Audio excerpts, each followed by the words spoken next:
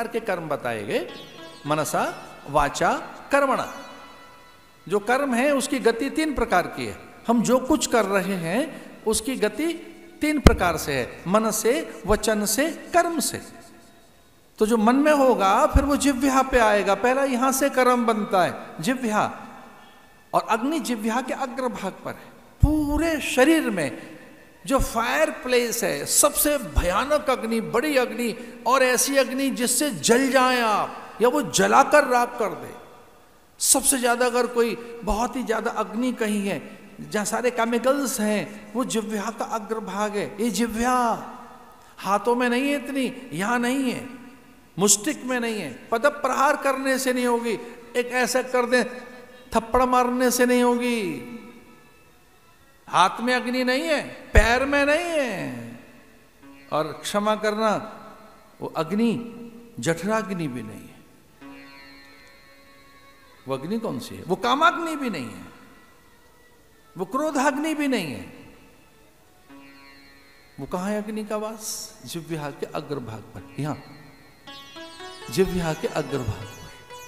अगर तप ही करना है तो अपने जिह्वा को नियंत्रण कीजिए।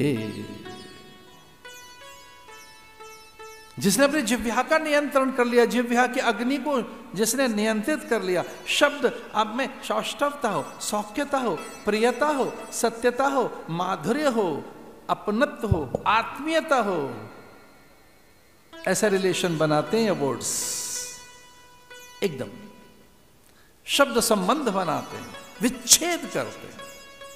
आत्मीयता, अनुराग, सौख्यता, प्रियता, माधुर्य, चातुर्य।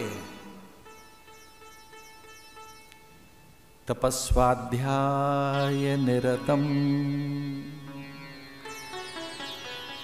मृत्यु क्या बताई? स्वाध्याय का प्रमादी मृत्यु है। इसे स्वाध्याय जिह्वा अग्नि है। मनसा वाचा कर्मणा, ये तीनों चीजें आपकी ठीक हों, इसी का नाम तप है। आप मन वचन कर्म से हो, यही तप है। आप मन से सही सोचें, जिह्वा से सही बोलें, हाथों से सही करें। So think rightly, speak rightly, act rightly. Think rightly, आप ठीक सोच सकें, ठीक सोचें। Think rightly, speak rightly, act rightly, आप ठीक सोच सकें। यहां से सृष्टि एकदम नई बन जाएगी, एक नव सृजन होगा, एकदम आप नया संसार बना सकते हैं, वैसा जैसा चाहे सोच कर। आप सोच की उपज हैं, सोच का परिणाम है, सोच की फसल है, सोच के उत्पाद हैं।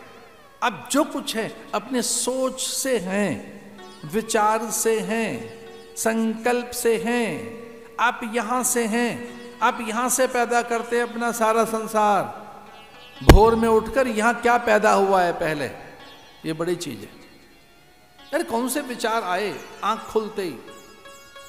इसे शास्त्र कहते हैं कि विचार आपके तभी पैदा होंगे, पहले आपको पता हो कि नए विचारों का सृजन कैसे किया जाए। ओम कराग्रे वस्ते लक्ष्मी, कर मध्य सरस्वती, कर मूले तु गोविंद, प्रभाते कर दर्शनम। ये जो जिह्वा, ये जो उंगलियां हैं, ये लक्ष्मी हैं। लक्ष्मी करांगुल नखोत्पन्ना नारायण दशाकृति। लक्ष्मी जी मिडिल में नहीं रहती, आगे रहती हैं। जो फिंगर्स हैं इन्हें लक्ष्मी बताया। जो फिंगर्स हैं, इसे घर की बहू बेटियों की उंगलियों में लक्ष्मी जी का वास बताया है। इनकी उंगलियों में लक्ष्मी जी इनकी उंगलियों में रहती हैं। करा अंगुल ने नखोत्पन्ना, ललिता राज राजेश्वरी के लिए तो यहां तक बात कही गई है।